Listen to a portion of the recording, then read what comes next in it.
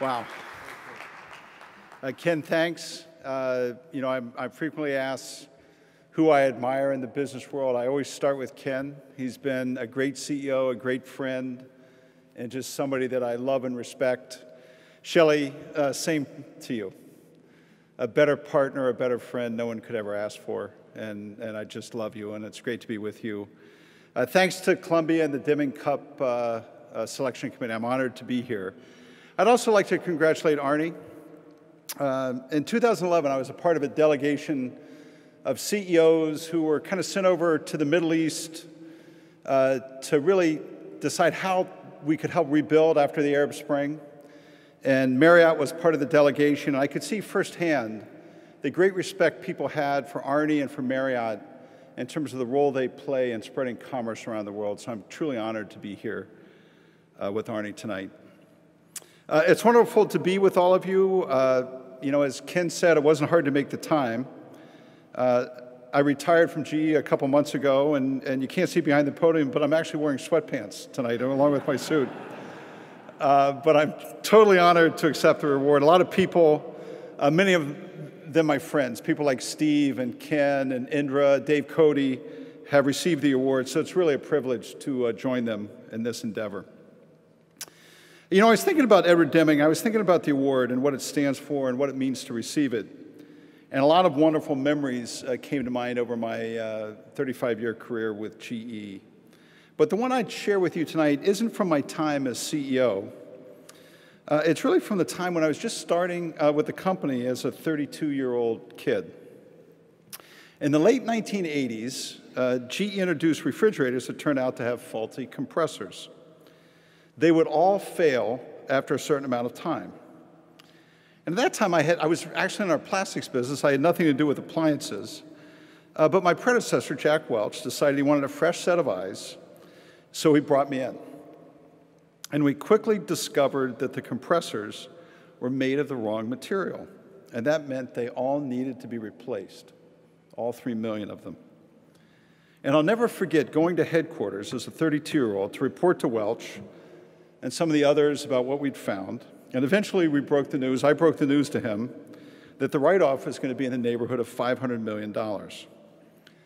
Now I expected some tough questions. What I didn't expect was for Jack to let out a blood-curdling scream. Ah! At the top of his lungs. And I went home that night and said to my wife, honey, I think I need to get together a resume. And also some clean underwear. Well, I didn't get fired, but a bunch of other people did. And then it became my job to fix the problem, which meant finding a way to repair more than 3 million compressors. It was my first real taste of what operational excellence demands. Now, one element of what we had to deal with was purely arithmetic. How quickly could we repair a compressor? How many repairs could a technician make in a day? But answering those questions required all of us to get our hands dirty. We needed to understand everything about the repair process if we're going to figure out how to do it 3 million times. So I learned how to fix compressors myself. And I would go into people's homes and work alongside the techs. And I learned what was required up close and personal. But at the same time, we were sending a message to the technicians that we're all in this together, because we really were.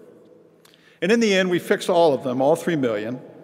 It was probably the best job I could ever have to get me ready for the kinds of crises I would deal with later in my career. It was the first time I truly internalized what operational excellence really looks like. So this is a long way of saying that this prestigious award you've honored me with tonight reminds me of broken refrigerators. But it's often the details of execution that matters the most. GE turns 125 years old this year. We remain the only original Dow Jones Industrial company still in existence. What makes a company endure for so long? We've weathered the cycles. We haven't always been perfect, but we've never lost the determination to create our own future. We live in a time of awesome change. Relevancy at a company depends on leadership. And in many ways, the teachings of Deming really helped to shape GE. A few Deming quotes. Deming said, "Profit in business comes from repeat customers, Customers that boast about your product or service and that bring friends with them. He's right. One of the things I'm most proud about in GE is our relationship with our customers. We have a $325 billion backlog, which has grown $200 billion in the last decade. We have record high market share.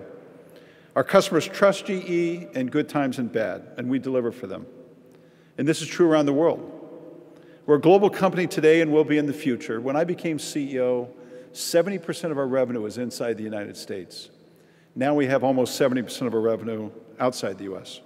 We're a proud American company that's winning around the world.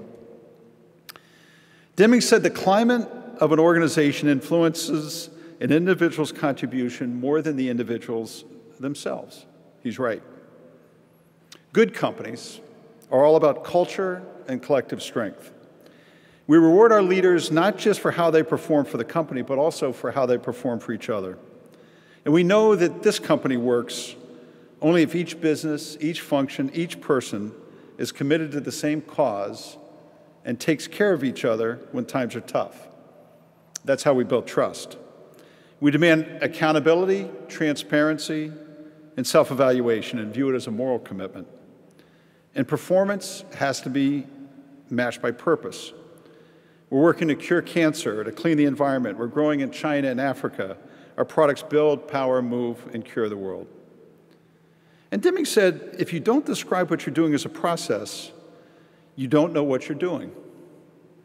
You know, he's kind of right about that. But rapid technical innovation today in artificial intelligence, analytics, robotics, are transforming really our industries and our lives. In the future, productivity is going to be driven as much by technology as it is by process. So it's important for companies like GE to invest to build out leadership in analytics and AI, additive manufacturing, and learning. These are our big bets for the future, and here we want to lead. So we're committed to go on this journey wherever it will take us. I think what Deming would recognize, that process in this era is not enough. You have to add innovation, technology, and risk-taking to win in the future. So today, leaders need the foundation of Deming, and they have to adapt them to this high-tech world. And I think people are what I would call fusion leaders. They're competitive and empathetic. They know how to be big and fast. They know how to be digital and industrial. They know how to be US-based and global. And these are the people that will ultimately succeed. So with that in mind, I'd like to close by mentioning something in this rotunda that you might not have noticed. I've had the chance to speak here several times, and if you look above, there's these 4 amazing statues who are philosophers.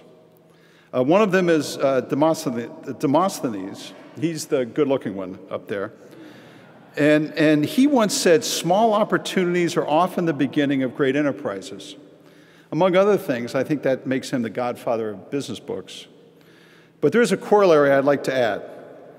Once you build a great enterprise, it's the small details that keep it great. It's precision, it's efficiency, it's best practice sharing. It's knowing that one person at a time helps drive operational excellence. And ultimately, it's these people, these wonderful people like we have at GE, that determine our ability to compete, especially in this volatile era. I hope this is something that we're instilling in our future leaders like the ones here at Columbia, because the volatility is not going to go away. And for the record, neither is my optimism about the future of our company or the country and its ability to compete and thrive in the future. Thanks again for this great honor. I'd like to thank Ellen and Keith and Ken for all of their friendship and support. Ellen and I started at GE at the same time. Keith was my CFO for 15 years. If there's a job that's tougher than being CEO of GE, it's being CFO of GE. Ken, a great friend. Shelley, a great supporter and friend. I'm really blessed to have so many great people in the room tonight. Arne, congratulations, and thank you very much.